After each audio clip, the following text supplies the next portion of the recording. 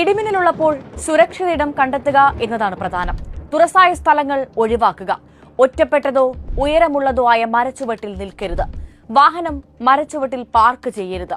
വെള്ളത്തിൽ ഇറങ്ങിയിരിക്കുകയാണെങ്കിൽ ഉടൻ കരയ്ക്ക് കയറുക. ലോഹവസ്തുക്കളിൽ നിന്ന് അകന്നു നിൽക്കുക. സൈക്കിൾ, ബൈക്ക്, കമ്പിവേലികൾ എന്നിവയിൽ നിന്നെല്ലാം മാറി നിൽക്കണം. കാറിനുള്ളിലാണെങ്കിൽ ഭയക്കാനില്ല, സുരക്ഷിതരായിരിക്കും. വീടിനുള്ളിലാണെങ്കിലും ശ്രദ്ധ വേണം.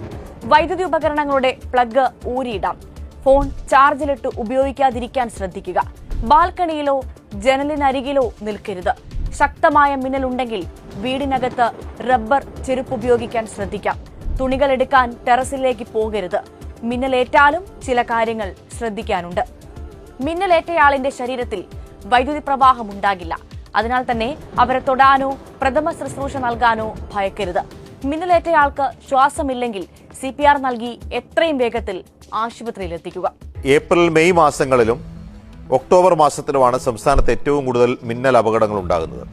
ഈ സമീപകാലത്തായി മിന്നൽ അപകടങ്ങളുടെ എണ്ണം കൂടുതലാണ്. ഒരു വർഷം ശരാശരി 70 പേരുടെയെങ്കിലും മരണം സംസ്ഥാനത്ത് മിന്നലേറ്റുള്ളത് മാത്രം റിപ്പോർട്ട് ചെയ്യുന്നുണ്ട്.